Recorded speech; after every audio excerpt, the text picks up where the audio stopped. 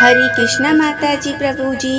पितरों के लिए श्रद्धा से किए गए मुक्त कर्म को श्राद्ध कहते हैं तथा तृप्त करने की क्रिया और देवताओं, ऋषियों या पितरों को टुंडल या तिल मिश्रित जल अर्पित करने की क्रिया को तर्पण कहते हैं।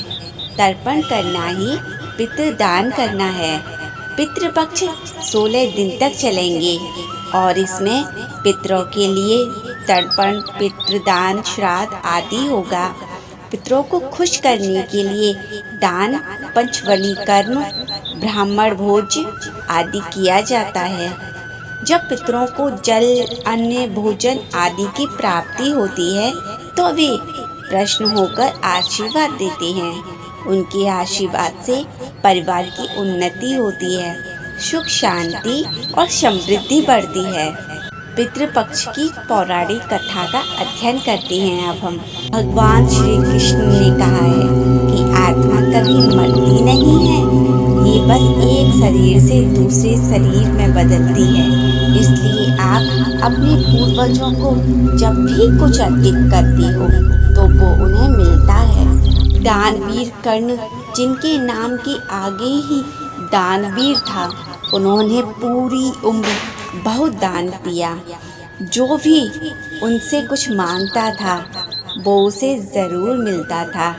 कर्ण जब परलोक गए तो वहाँ उन्हें वो कुछ 2 गुना दिया जो उन्होंने दान किया था, लेकिन वो सब हीरे, जवाहरात और सोना चांदी थे। कर्ण को खाने को कुछ नहीं मिला क्योंकि उन्होंने कभी भोजन दान नहीं किया था।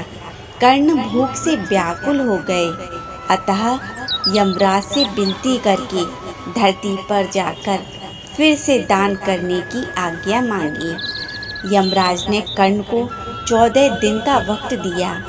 कर्ण ने धरती पर आकर जमकर भोजन दान किया और श्राद्ध किया। जब कर्ण परलोक वापस आए तो उनके पास खाना पहुंच चुका था। इसलिए हिंदुओं में भोजन दान करना बहुत ही शुभ माना जाता है। श्राद्धों के दौरान गरीबों को भोजन खिलाना ही चाहिए। इसके जरिए हमारे पूर्वजों को सीधा ये पहुंच जाता है। कहा जाता है कि इन दिनों यमराज की आज्ञा से आत्माएं जमीन पर आती हैं और अपने वंशों की ओर से अर्पित किए हुए भोजन को भोग लगाती हैं। अब हम दूसरी कथा का अध्ययन करते हैं। एक बार 2 भाई थे, जोगी और भोगे। जोगी अमीर था और भोगे बहुत गरीब। बेचारा भोगे 2 वक्त की रोटी भी नहीं जुटा पाता था। एक बार श्राद्ध का वक्त आया तो अमीर भाई ने अपनी पत्नी से श्राद्ध करने के लिए कहा, लेकिन वो तो इसे व्यर्थ की बात मानकर टालना चाहती थी। ऐसा करने पर अमीर भाई की पत्नी ने सोचा, अगर श्राद्ध नहीं किया तो लोग बातें बनाएंगे, क्यों ना मैं श्राद्ध भी कर दूं और अपने मायके पक्ष वालों को दावत देकर अपने पैसे का दिखावा भी कर लूँगी। इसके लिए ऐसा करती हूँ कि अपने मायके वालों को दावत पर बुला लेती हूँ, अपनी शान भी तो दिखाऊंगी। फिर उसने छोटे भाई की पत्नी को, जो कि बहुत गरीब थी, उसे मदद के लिए बुला लिया। श्राद्ध का दिन आया तो भोगे की पत्नी पूरा दिन काम में लगी रही। पूर्वजों के लिए खाना बनाया, मिठाई पकवान बने। जैसे ही जोगी और भोगे के पूर्वज खाना खाने आए तो देखा कि वहाँ तो अमीर भाई के ससुराल वाले खाना खा रही हैं। उनके पूर्वज पितर नाराज हो गए तो वे गरीब भोगे के घर गए। भोगे की पत्नी वहाँ का सारा काम काज खत्म करके अपने घर पर आ गई थी, क्योंकि आखिर उसे भी तो अपने पूर्वजों को खाना खिलाना था। इसलिए उसके घर में जो भी था उसने उसे बनाकर अग्नि में आहुति दे दी। जब पूर्वज भोगे के घर आए तो वहाँ देखा कि पितरों के नाम की अग्यारी दी हुई है। पितरों ने उसकी राख चाटी और भोगे ही चले गए। सबने आपस में बात की। जब सारे पितर शाम को नदी किनारे इकट्ठे हुए तब सब आपस में बात कर रहे थे। सभी अपने अपने बच्चों के अपने अपने घरों का गुणगान कर रहे थे। सभी बता रहे थे कि उनके बच्चों ने कैसे उनकी पसंद का खाना उनके लिए तैयार किया था। सबने आपस में बात की और कहा कि अगर भूखा अमीर होता तो उन्हें भूखा नहीं रहना पड़ता। पितरों को अब भोगे पर दया आ गई और उन्होंने कहा कि भोगे के घर में धन आ जाए और वो जोर जोर से ये बात कहकर नाचने और गाने लगे। शाम हो गई। भोगे के बच्चे खाना मांग रहे थे।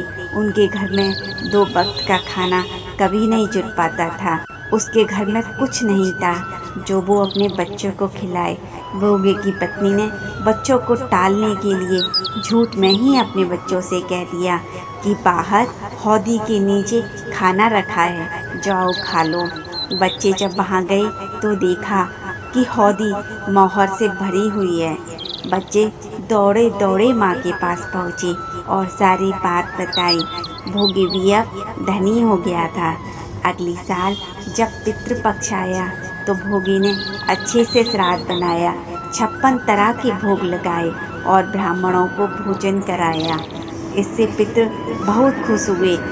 भोगे के घर में धन और कुल हमेशा बढ़ता गया, लेकिन भोगे का अहंकार कभी नहीं आया। भोगे ने अपने जेठ जेठानी को भी सोने के बर्तनों में खाना खिलाया और इसी तरह भोगे का जीवन तृप्त हो गया। हमारे पूर्वज यमदूत की आज्ञा से 15 दिन के लिए भोजन करने धरती पर आते हैं। हम जो भी अर्पित करते हैं उन्हें मिलता है और उन्हीं के आशीर्वाद से हमारी पीढ़ियां फलती फूलती हैं और पितृदोष हमारी कुंडलियों में कभी नहीं लगता। प्रेम से बोलो हरे कृष्णा।